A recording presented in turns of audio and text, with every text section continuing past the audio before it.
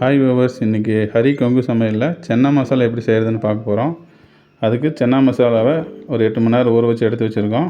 அது குக்கரில் சேர்த்தி அதை முங்குற அளவுக்கு தண்ணி சேர்த்திக்கலாம். தண்ணி சேர்த்தி தனியாக ஒரு 5 விசில் விட்டு எடுத்து வச்சுக்கலாம். அதுக்கப்புறம் அதுக்கு தாளிப்பு என்னங்கிறத பார்த்துடலாம். இன்றைக்கி ஒரு 3 ஸ்பூன் எண்ணெய் சேர்த்திக்குங்க. 3 ஸ்பூன் எண்ணெய் சேர்த்ததுக்கப்புறம் எண்ணெய் காயட்டும். இப்போ பார்த்திங்கன்னா எண்ணெய் ஓரளவுக்கு நல்லா காஞ்சிருச்சு. எண்ணெய் காஞ்சதுக்கப்புறம் ஒரு 4 சின்ன சைஸ் வெங்காயம் எடுத்துருக்கேன், பெரிய வெங்காயம். அதை சேர்த்து நல்லா வேக வச்சுக்கலாம். நல்லா கிளறி தாளிச்சுக்குங்க. ஓரளவுக்கு நல்லா ஒரு அரை வேக்காடு வந்தோம்னா நம்ம அதுக்கு அடுத்தது என்ன சேர்த்த போகிறோன்னா பட்டை சேர்த்த போகிறோம். ஒரு 3 இலை பட்டை சேர்த்திக்கலாம். பட்டை ஒரு 3 இலை சேர்த்திருக்கோம். ஏலக்காய் ஒரு 2 சேர்த்திருக்கோம். அதுக்கப்புறம் பார்த்திங்கன்னா குருமிளகு ஒரு டீஸ்பூன் சேர்த்திருக்கோம். அதுக்கப்புறம் ஜீரகம் ஒரு டீஸ்பூன் சேர்த்திருக்கோம். இதெல்லாம் சேர்த்து நல்லா கிளறி விட்டுக்குங்க. நல்லா கிளறணும். நல்லா கிளறி விட்டுக்குங்க. கிளறி விட்டதுக்கப்புறம் நல்ல ஒரு அளவுக்கு கண்ணாடி பதத்துக்கு வரணும். வந்ததுக்கப்புறம் 2 பச்சை மிளகாய் சேர்த்திக்கிறோம். 2 பச்சை மிளகாய் சேர்த்து நல்லா கிளறிக்குங்க.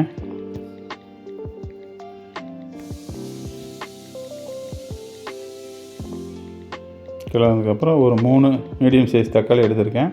அதை கட் பண்ணி நான் சேர்த்துக்குங்க. 3 மீடியம் சைஸ் தக்காளியை கட் பண்ணி சேர்த்தி நல்லா கிளறிக்குங்க. கிளறி பார்த்திங்கன்னா நல்லா வெந்து வந்துருச்சு தக்காளி வெங்காயம்லாம். அது இப்போ என்ன பண்ணுறோன்னா அடுத்து அடுப்பை ஆஃப் பண்ணிவிட்டு நம்ம கொஞ்சம் ஆற வச்சுக்கலாம். ஆற வச்சு மிக்சியில் போட்டு நம்ம அரைச்சி எடுத்துக்கலாம். அதுக்கு கொஞ்சம் நேரம் ஆறுனதுக்கப்புறம் சேர்த்துக்குங்க. சூடாக இருக்கும்போது சேர்த்தாதீங்க. இப்போ பார்த்திங்கன்னா மிக்சியில் போட்டு அந்த மசாலாவை ரெடி பண்ணி வச்சுருக்கோம். பார்த்திங்கன்னா நல்லா நைஸாக அரைச்சிக்குங்க. அப்போ தான் ஒரு ஃப்ளேவர் கிடைக்கும் நல்லா. இப்போ அடுத்தது பார்த்திங்கன்னா அது தனியாக எடுத்து வச்சுருக்கோம். அடுத்து இப்போ நம்ம சென்னாவை வேக வச்சுருக்கோம். அது பார்த்திங்கன்னா நல்லா வெந்துருச்சு. இப்போ அதில் உள்ள தண்ணியெல்லாம் வடிச்சிட்டு எடுத்துக்கலாம். இப்போ பார்த்திங்கன்னா இந்த அளவுக்கு வெந்துருச்சு, போதும்.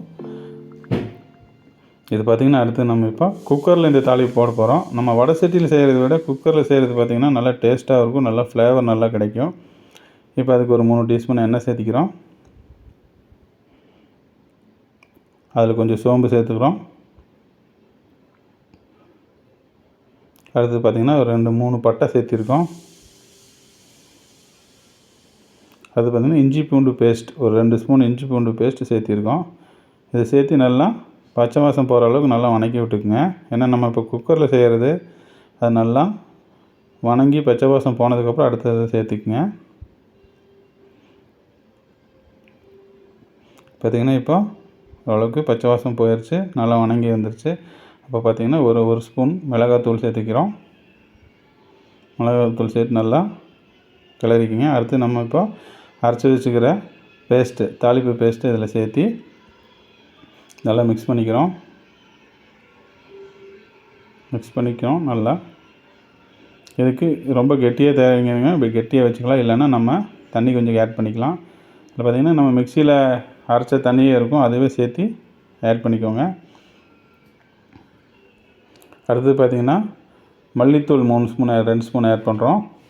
2 ஸ்பூன் மல்லித்தூள். அடுத்தது பார்த்திங்கன்னா கரம் மசாலா 1 ஸ்பூன். அடுத்தது மஞ்சள் தூள் 1/2 டீஸ்பூன். இது 3ஐயும் சேர்த்து நல்லா கலந்து விட்டுக்குங்க.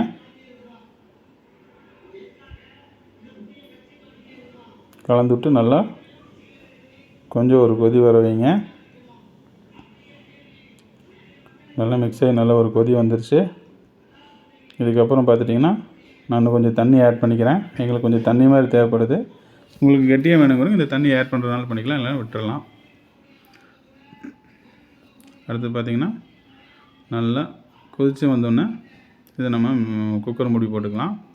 இப்போ பார்த்திங்கன்னா ஓரளவுக்கு நல்லா கொதித்து வந்துருச்சு. இதுக்கப்புறம் நம்ம சென்னாவை ஆட் பண்ணுறோம். நம்ம வேக வச்சு எடுத்து வச்சுருக்க சென்னாவை இதில் ஆட் பண்ணி நல்லா மிக்ஸ் பண்ணி விட்டுக்குங்க. பார்த்திங்கன்னா இந்த அளவுக்கு நல்லா இந்த பதத்துக்கு இருந்தால் போதும். மிக்ஸ் பண்ணி விட்டதுக்கப்புறம் இப்போ நம்ம தேவைக்கேற்ப ஒரு ஸ்பூன் உப்பு போட்டுக்கிறோம்.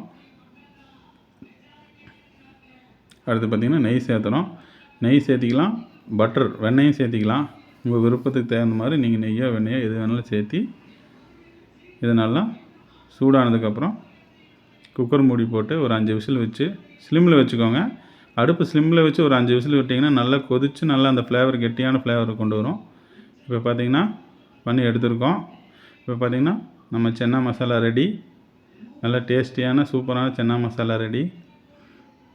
இது நீங்கள் சப்பாத்தி பூரி எது கூட வேணாலும் சர்வ் பண்ணலாம். இப்போ நம்ம சென்னா மசாலா ரெடி.